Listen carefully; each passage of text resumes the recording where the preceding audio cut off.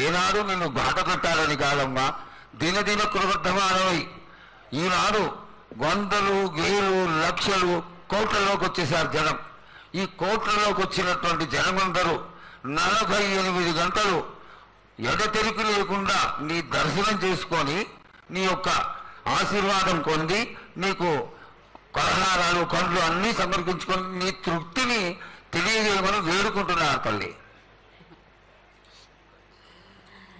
నన్ను దాటి రావాలంటే, నా వద్దకు రావాలంటే ఆ మాత్రం కూడా కష్టం లేకుంటే ఎట్లా బాలక?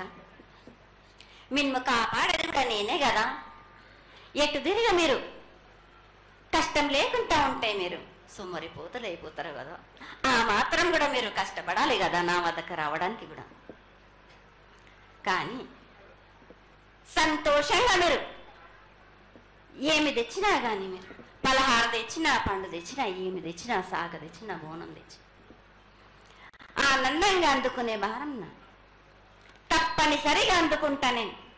పిల్ల జల్ల గాని గొడ్డు గోదా గాని ఎటువంటి ఆపద రాకుండా చూసుకుంటాయి, ఎటువంటి వ్యాధి రాకుండా చూసుకునే భారం కూడా నాది. అమ్మ చాలా సంతోషం తల్లి, ఇంతవరకు చక్కటి ఆశీర్వాదాన్ని ఇచ్చావు. నువ్వు ఏమి కోరుకుంటున్నావు? నీకు ఇంకా ఏమన్నా మేము చేయాల్సినది ఉన్నదా? ఏటేటి నుంచి మీరు నా రూపాన్ని పెట్టాలని అనుకుంటున్నారు కదా బాలక. నా రూపాన్ని మట్టుకు పెట్టండి మీరు గాని. ఎటువంటి ఆమె